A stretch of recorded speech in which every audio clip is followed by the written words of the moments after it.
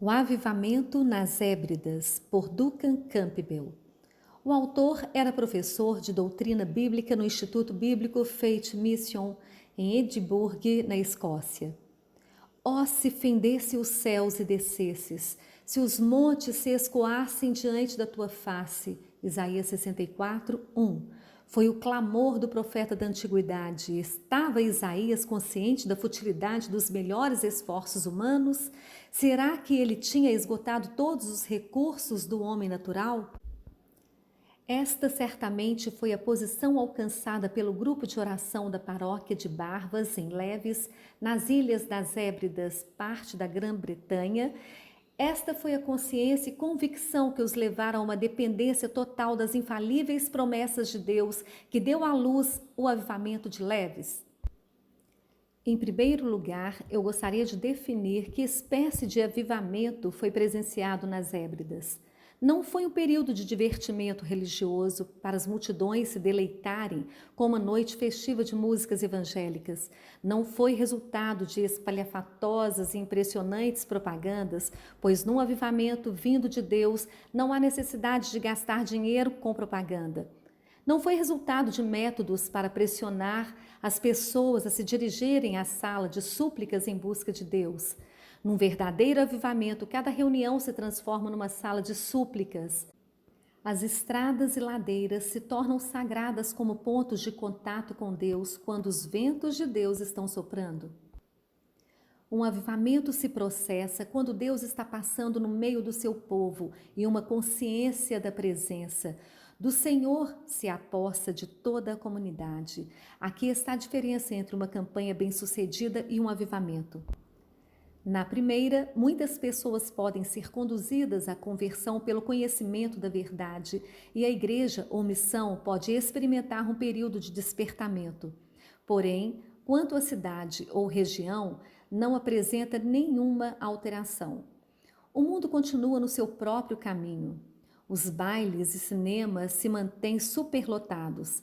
Mas no avivamento, o temor do Senhor toma posse de toda a comunidade, comovendo homens e mulheres que até então nunca demonstraram preocupação alguma pelas coisas espirituais e leva-os a buscar o Senhor. 4 coisas foram reveladas ao grupo de oração em Barbas, que posteriormente se tornaram princípios governantes para esses irmãos. Número 1. Em primeiro lugar, eles deveriam estar corretamente relacionados com Deus. A leitura do Salmo 24, 3 a 5, numa das suas reuniões de oração, os humilhou na presença do Senhor de tal forma que os seus corações foram sondados e alianças com Deus renovadas. Na palavra de um dos presentes, eles deram às suas vidas o impulso de um voto sagrado. E como Ezequias na antiguidade resolveram fazer aliança com o Senhor, Deus de Israel, 2 Crônicas 29, 10. Número 2. Tiveram a convicção de que Deus é um Deus que guarda suas alianças e cumpre as suas promessas. Ele não tinha prometido derramar água sobre o sedento e torrentes sobre a terra seca? Isaías 44, 3. Aqui estava uma bênção potencial.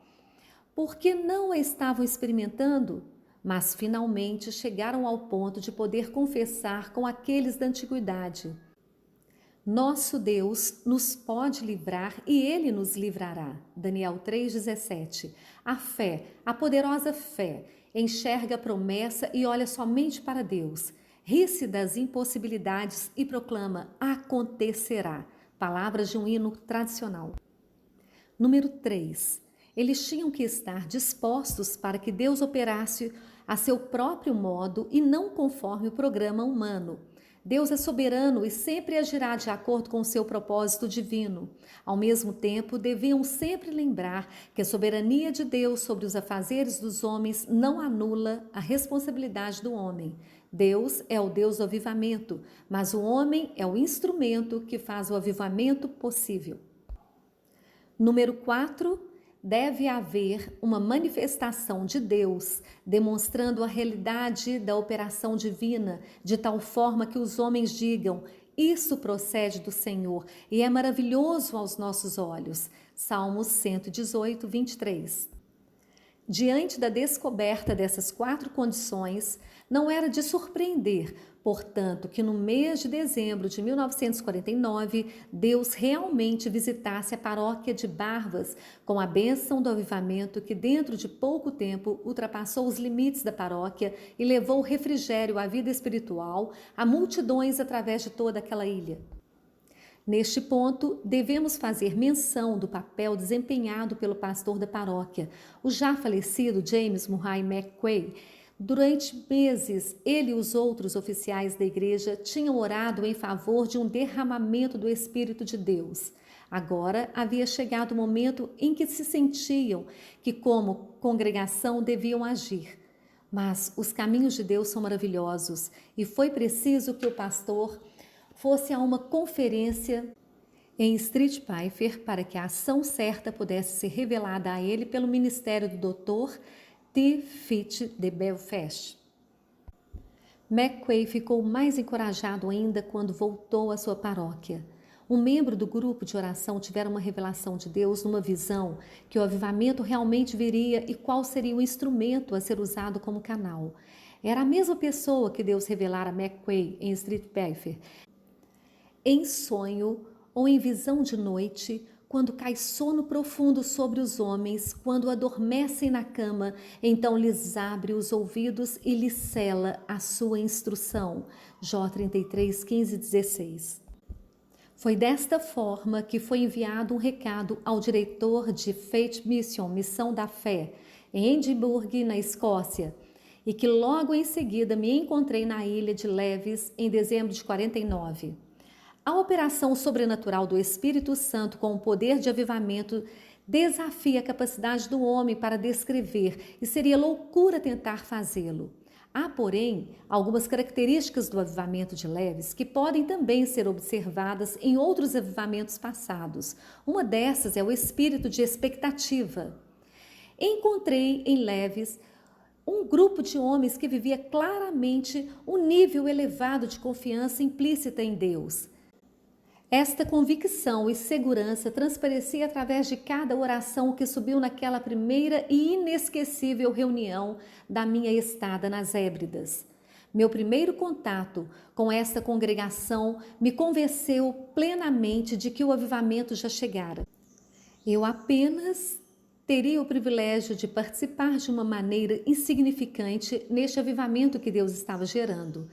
Nunca me esquecerei do silêncio carregado que havia diante da temível presença de Deus, enquanto esperávamos que alguém lesse um salmo para abrir a reunião.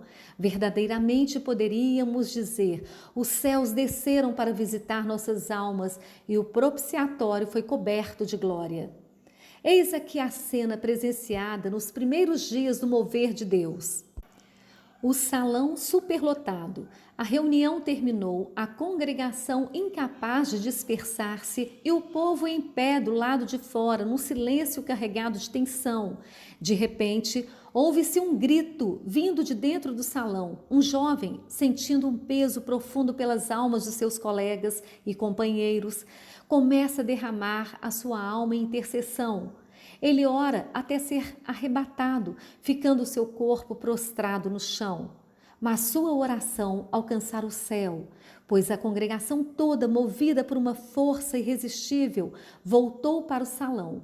Uma tremenda onda de convicção de pecado passou pelo povo, levando até os homens mais fortes a clamarem a Deus por misericórdia. Esta reunião durou até altas horas da madrugada. Mesmo assim, tão grande foi o desespero e tão profunda a fome que se apossaram destes homens e mulheres que se recusaram a ir para casa e começaram a reunir-se em outro lugar.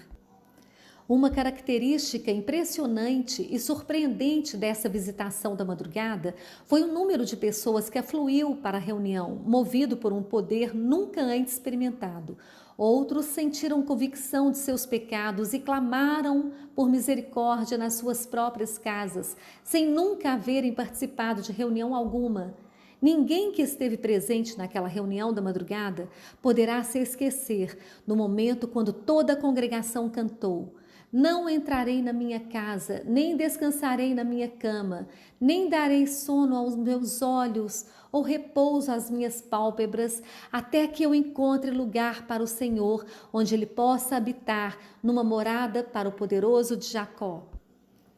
Numa cena muito comovente, alguns choravam em tristeza e desespero, outros, com corações transbordantes de alegria e amor, caíam de joelhos, conscientes tão somente da presença e do poder de Deus que visitara seu povo como um avivamento. Dentro de poucos dias, a paróquia inteira estava inundada por um despertamento espiritual. As reuniões estavam superlotadas e duravam até às 3 horas da madrugada.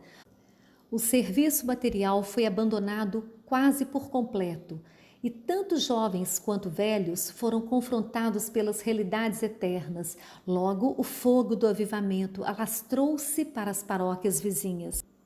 Na cidade de Nes, houve reuniões à tarde e à noite, e frequentemente se prolongavam até a manhã seguinte. Usavam-se templos, salões, casas particulares, até lojas e armazéns para comportar os homens e mulheres que buscavam a Deus. Talvez o maior de todos os milagres tenha sido o que ocorreu na aldeia de Arnol. A indiferença às coisas de Deus dominava o lugar e houve muita oposição no princípio, mas a oração, aquela tremenda e poderosa arma do avivamento, foi usada e separaram uma noite para esperar em Deus. Uma onda de avivamento varreu a aldeia. A oposição e a morte espiritual fugiram diante da presença do Senhor da vida.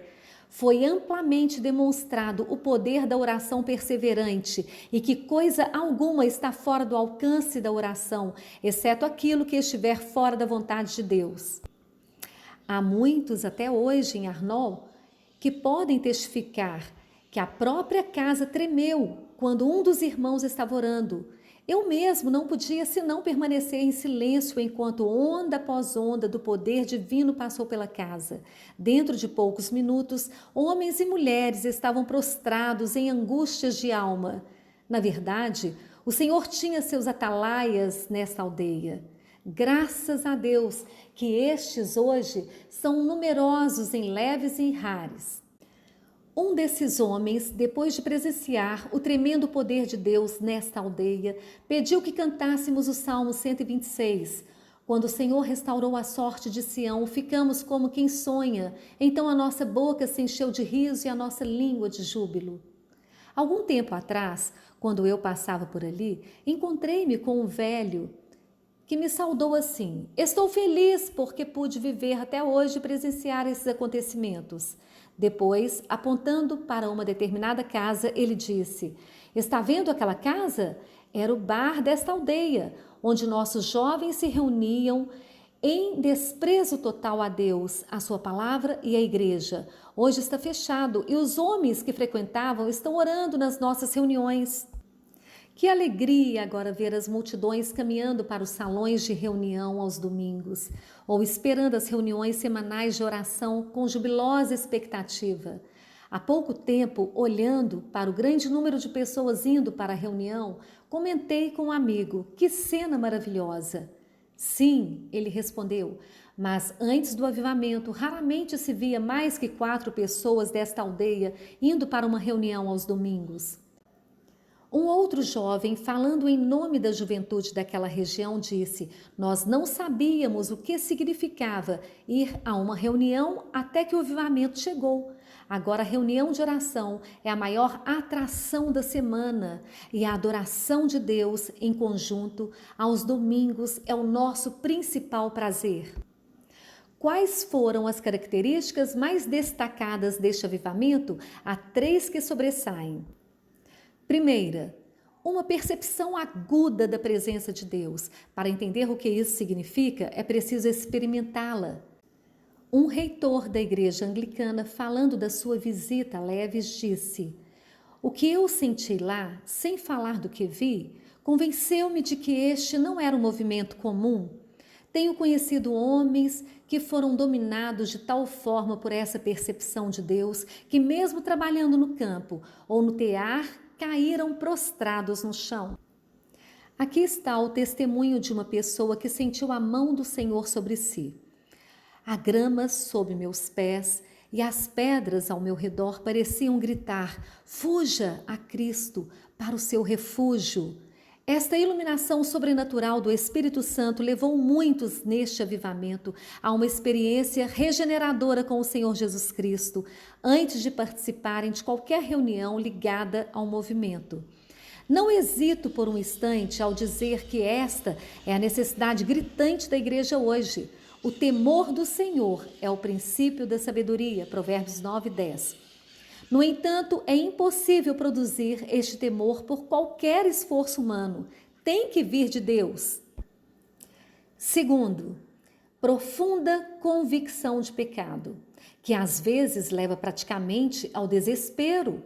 Tenho visto ocasiões em que era preciso parar de pregar por causa da angústia manifestada pelos sedentos.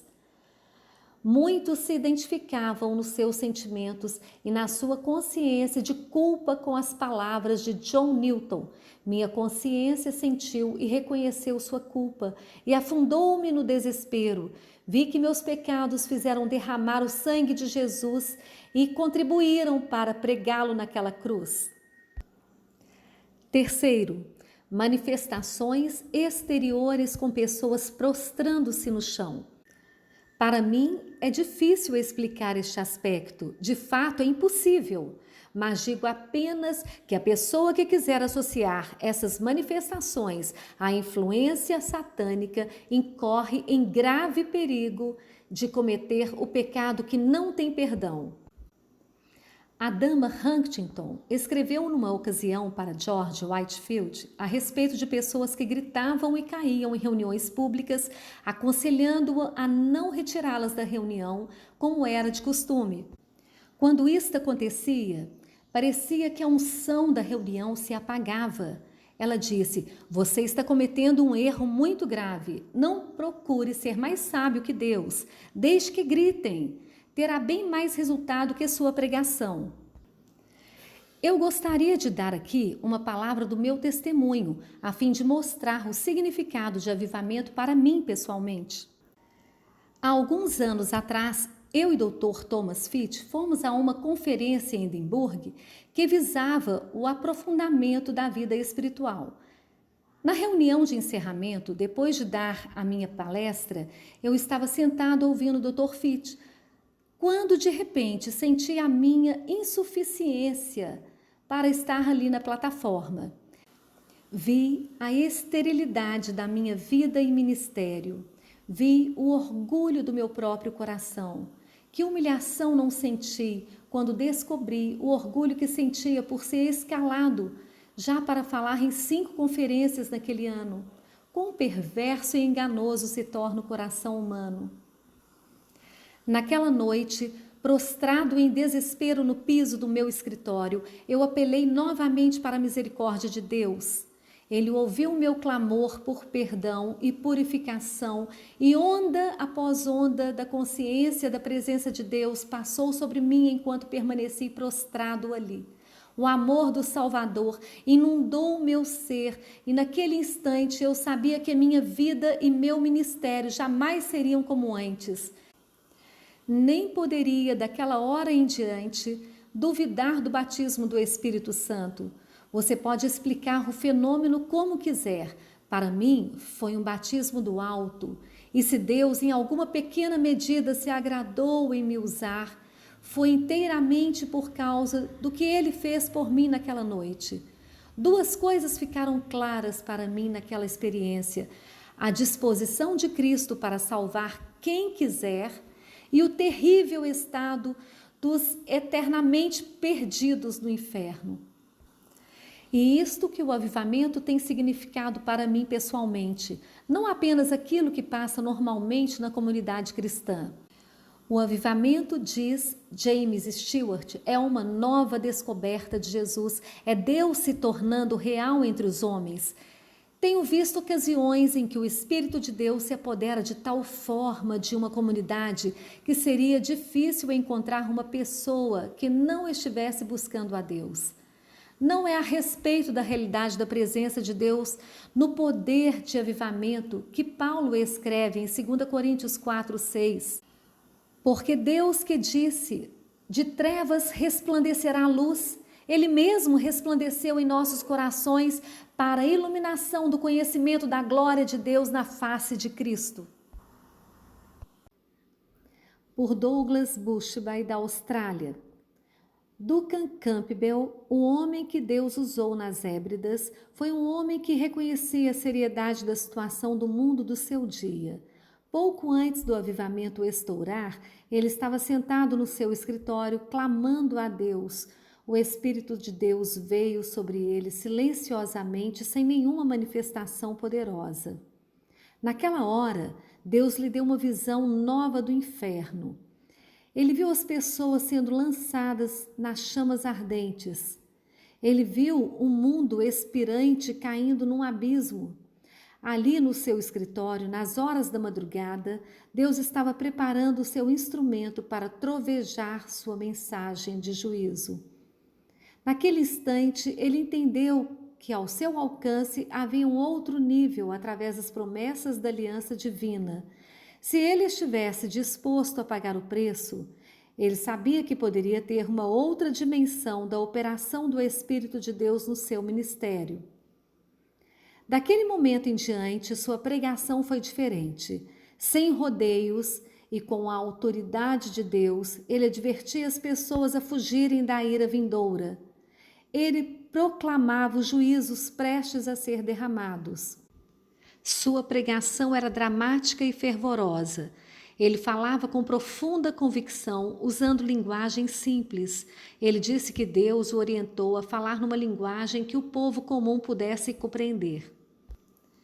Se você quiser o poder do Espírito, conforme Duncan Campbell, é preciso estar corretamente relacionado com Deus. Ele colocava muita ênfase sobre o poder do sangue para libertar do pecado e manter o coração purificado. 1 João 1, 7-9.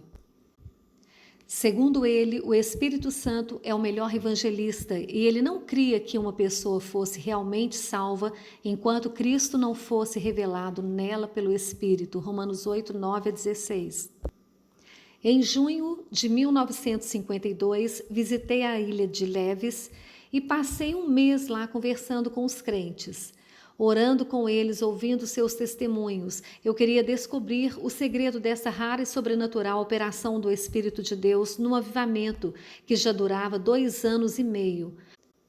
Acompanhei Duncan Campbell pessoalmente e obtive uma visão profunda, de primeira mão, do preço que se precisa pagar. Em maio de 1952, Duncan Campbell estava em Bangor, na Irlanda, esperando no Senhor por uma nova direção. A resposta foi para ir à ilha de Berners, que está situada nas extremidades exteriores das Hébridas, para o sul de Levis, onde o avivamento primeiro irrompeu. Mesmo sem conhecer uma pessoa naquele lugar, logo depois deste chamado de Deus, Duncan tomou um barco para aquela ilha e encontrou lá um certo homem. Quando este homem ficou sabendo que era Duncan Campbell que chegara, ele exclamou: "Glória a Deus! Tenho orado para que Deus o enviasse para cá e que o avivamento viesse para esta ilha. Agora sei que as minhas orações foram respondidas." Duncan Campbell combinou para realizar reuniões na igreja presbiteriana. Na primeira noite, ele sentiu que os céus tinham se transformado em bronze e que não estava atingindo ninguém. Por isto, ele mandou um telegrama para a ilha de Levis, pedindo que mandassem de lá algumas das pessoas que tinham ministério de oração e que trouxessem consigo Donald Smith, um jovem de 17 anos que foi chamado o Evan Roberts de Levis. Observação: Evan Roberts foi um instrumento que Deus usou no avivamento do país de Gales em 1904. Duncan Campbell deu este nome a Donald Smith por causa da profunda vida de oração que este jovem possuía e por causa do seu notável transbordamento do Espírito Santo. Eu tive a oportunidade de conhecer esse rapaz em Arno. É um rapaz quieto, humilde, com um jeito acanhado. É um aluno comum, alto, magro, sem particularidades que o destacassem, mas com uma devoção profunda para com o Senhor Jesus Cristo e uma vida de oração deveras extraordinária. Ele passava horas, todos os dias em comunhão com Deus. Parecia andar na própria presença de Deus. Eu percebi isso imediatamente quando o vi pela primeira vez. Deus tem usado Donald Smith como usou Finney para produzir profunda convicção de pecado nos corações dos pecadores, enquanto ele testificava a eles. Suas palavras têm sido como dardos inflamados de convicção. Logo que ele se converteu, ficou tão cheio do Espírito de Deus que, quando entrou na sala de aula, a professora estremeceu com convicção e deixou os papéis caírem no chão. Foi preciso sair da sala. Desde aquele momento, o rapaz cresceu em graça diante de Deus e dos homens. Na primeira noite depois da chegada de Donald e dos outros irmãos em Bernay, o inferno todo parecia estar em guerra contra o pregador. Não havia reação alguma. Foi uma reunião fria e morta. O texto da mensagem de Duncan Campbell foi: Tu, Cafarnaum, elevar-te-ás porventura até o céu? Descerás até o inferno. Lucas 10, 15. De repente, Duncan Campbell parou no meio da sua pregação e pediu que Donald Smith orasse. O rapaz derramou seu coração diante do trono da graça numa súplica sincera e fervorosa. Ele orou por uma meia hora com oração agonizante em favor das pessoas daquela ilha. Clamou a Deus, firmando-se nas promessas da aliança de Deus e louvando a Ele por ser um Deus que respondia às orações. Então os céus se rasgaram e o Espírito de Deus foi derramado sobre o povo como no dia de Pentecostes. Houve a mesma manifestação do poder do Espírito de Deus que acontecera na ilha de Leves nos meses anteriores. Houve as mesmas manifestações físicas dos dias de Wesley e do avivamento do país de Gales. Muitos ficavam em estado de êxtase, outros foram prostrados diante do Senhor, caídos sobre os bancos, ainda outros recebiam visões. A característica notável deste vento do Espírito era que simultaneamente Deus movia na igreja pelo derramamento do seu Espírito e sobre as casas e redondezas da aldeia. Em todos os lugares as pessoas sentiam convicção de pecado. Ateus, bêbados, indiferentes comerciantes, homens de negócios nas suas firmas, professores corrigindo suas provas, donas de casa nos seus lares e até os pescadores na Bahia. Todos eram dominados pela profunda convicção de pecado. Sentiam uma estranha compulsão interior de ir ao salão de reuniões onde por certo algo teria acontecido e onde pudessem encontrar alento. Sentiam ao mesmo tempo angústia e admiração. Os caminhos nas ladeiras logo se escureciam com as pessoas que afluíam para o salão de todas as direções. Saí do salão, Duncan Campbell relatou, e o Espírito de Deus passou sobre o povo na estrada como um vento. Eles se seguravam uns aos outros em terror e pavor, estremeciam diante de Deus em agonia de alma, choravam e alguns caíam no chão sob profunda convicção de pecado. Bernay é uma ilha pequena onde se fabricam os tecidos Harris, mas agora todo o horário e a rotina do serviço foram interrompidos e a ilha se entregou totalmente à busca de Deus. Preguei no dia seguinte, Duncan Campbell disse, desde o meio-dia até as 3 horas da manhã, 8 vezes. O Espírito de Deus deu-me mensagens como se fosse uma torrente jorrando dos céus. A sua presença podia ser percebida de uma maneira maravilhosa. Fui sustentado fisicamente de um modo sobrenatural. Como é que eles conseguiram este avivamento? foi porque não davam valor às suas próprias vidas.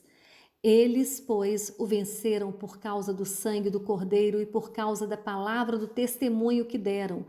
E mesmo em face da morte, não amaram a própria vida. Apocalipse 12, 11. Quantas vezes nossa consagração é misturada com o elemento destrutivo do amor próprio, o instinto de preservar a própria vida? O povo nas Hébridas tem um ditado interessante, que traduzido seria mais ou menos: há tempo suficiente. Sim, há tempo suficiente para esperar em Deus, tempo para ter comunhão juntos na sua presença, tempo para esperar a renovação das forças e os derramamentos do poder do alto. Descobri também que uma parte do preço deste avivamento foi a oração perseverante. Eles realmente oravam no poder de Deus. Lemos em Hebreus 5:7, Jesus nos dias da sua carne, tendo oferecido com forte clamor e lágrimas, orações e súplicas. Ouvi os ecos daquele clamor do coração de Jesus, quando homens fortes na ilha de Leves clamavam com todo o fervor do seu ser. Vocês não acham que estão orando na carne? Perguntei a eles.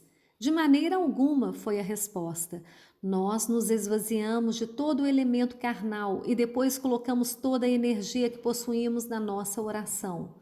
Um pecador endurecido foi maravilhosamente convertido e batizado com o Espírito de Deus. Uma noite, numa reunião de oração, o Espírito de Deus veio sobre ele enquanto orava, segundo relata uma irmã, de tal forma que todo o seu semblante foi transformado pela glória de Deus. Simultaneamente, enquanto o Espírito Santo estava inundando a sua vida, todos que estavam naquela reunião caíram prostrados diante de Deus. Havia intensidade nas suas orações. Eram homens fortes clamando a Deus com toda a força do seu ser. Eles não balançavam os braços numa tentativa de produzir a unção do Espírito. Em oração sobrenatural, o poder que vem dos céus, subindo novamente aos céus. Um homem disse: eu estava orando e de repente entrei na corrente do Espírito. Não era eu orando no Espírito, mas o Espírito orando através de mim. Eles eram canais através dos quais o Espírito de Deus fluía. Eles nem se pareciam consigo mesmos quando eram tomados por este tremendo poder de Deus. Isto me fez lembrar das orações de George Fox, um inglês do século XVII. Algumas pessoas testificaram que a cena mais impressionante de toda a sua vida fora George Fox em oração. Se não pudermos orar desta forma, não podemos esperar um avivamento. As reuniões de hoje, com suas orações indiferentes e mornas, são um insulto a Deus. Havia adoração além da intercessão nas suas orações. Havia adoração e louvor ao nosso Senhor, Salvador Jesus Cristo. Quando o ambiente celestial da presença divina de Deus descia, podia ser percebido como uma realidade. Numa noite, enquanto eu orava com essas pessoas, o Espírito Santo parecia pairar sobre mim e descansar sobre minha cabeça. Era como o suave e silencioso orvalho celestial. Havia um maravilhoso senso da presença do Senhor. Um dos que oravam caiu prostrado diante de Deus. Se alguém não estivesse em todas as reuniões de oração, era considerado como um desviado. Um avivamento vem como resposta dos clamores que saem do coração do povo de Deus. Havia persistência e violência nas suas orações. Na aldeia de Arnon, em Leves, 7 pessoas, homens e mulheres, estavam orando para que Deus operasse naquele lugar. Quando Duncan Campbell chegou, uma reunião de oposição foi realizada no outro lado da aldeia. O grupo de oração resolveu se ajoelhar em oração fervorosa e séria. Senhor, eles oraram, estamos resolvidos a batalhar em oração até alcançar vitória. De repente, enquanto oravam, tiveram uma experiência como aquela que achamos na Bíblia. Da mesma forma que aconteceu em Atos 4, quando os santos oravam, a casa onde estavam foi sacudida, e nesta região não há terremotos. Simultaneamente, o Espírito de Deus varreu a aldeia. As pessoas não conseguiram dormir. As casas ao redor permaneceram com as lâmpadas acesas a noite toda e o povo andava pelas ruas. Foi nesta aldeia que, dentro de 48 horas, todos os jovens entre as idades de 12 e 20 anos se converteram. Foi nesta aldeia de Arno que vi um bar em ruínas. 14 dos bêbados que frequentavam mais assiduamente aquele bar tinham se convertido. A persistência e a agressividade das orações de duas senhoras idosas, Peg e Christina Smith, ambas com mais de 80 anos de idade, contribuíram muito para o início deste avivamento. Uma delas era cega. Dia após dia, oravam e clamavam a Deus em favor dos jovens daquela ilha. Noite após noite, até as altas horas da madrugada, oravam sentadas em volta da fogueira de turfa. Numa noite, relatou uma delas, sentimos tal peso em oração que sentimos que Deus certamente responderia. Não conseguimos dormir. Continuamos orando até a madrugada. Nessas últimas horas, Satanás veio no conflito final, trazendo todas as suas hostes infernais consigo, numa tentativa de derrotar nossas orações e nos desanimar. Dei-lhe um golpe no rosto em nome do Senhor, com meus punhos, e coloquei o sangue do cordeiro entre mim e Satanás. Ele fugiu derrotado e eu recebi a certeza de que o avivamento havia chegado. Enquanto as duas senhoras oravam com peso pelos jovens, na outra extremidade da ilha, Deus começou a operar num grupo de 7 rapazes que oravam em favor do avivamento também. Reuniam-se 3 ou 4 noites por semana num galpão para orar, indo muitas vezes até 2 ou 3 horas da madrugada. Estavam preparados e resolvidos no coração a pagar o preço do avivamento. Estavam dispostos a limpar suas vidas pessoais e prevalecer em oração até que a resposta de Deus chegasse. Numa noite, enquanto oravam, um dos jovens desafiou os demais e disse: "Vamos examinar o Salmo 24. Vamos ver o que diz ali. Quem subirá ao monte do Senhor? Quem há de permanecer no seu santo lugar? O que é limpo de mãos e puro de coração, que não entrega sua alma à falsidade, nem jura dolosamente, este obterá do Senhor a bênção e a justiça de Deus da salvação." Salmo 24, de 3 a 5. Temos pensado em um avivamento e queremos a bênção de Deus. Ele prosseguiu: "Não só para nós, mas para os outros. Temos o sangue purificador que é eficaz em nosso favor." 1 João 1, de 6 a 9. E a promessa que Deus há de derramar água sobre aquele que tiver sede. Isaías 44, 3. O que pode impedir a resposta à nossa oração? O texto de Salmo 24 foi um desafio aos 7 jovens. Continuaram desafiando um ao outro enquanto oravam. O seu coração está limpo? Aqui está a promessa de Deus. Temos o sangue purificador. Assim, enquanto purificavam suas vidas e confessavam os seus pecados, Deus deu-lhes a resposta: avivamento. Eu gostaria que você avaliasse sua própria vida. Você está disposto a dar cada parcela do seu ser em oração?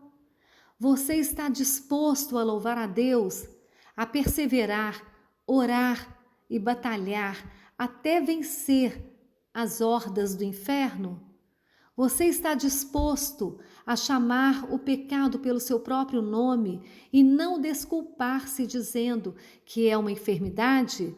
Você está disposto a viver uma vida limpa e santa diante de Deus? Este é o desafio. O que vai você fazer acerca de tudo isto?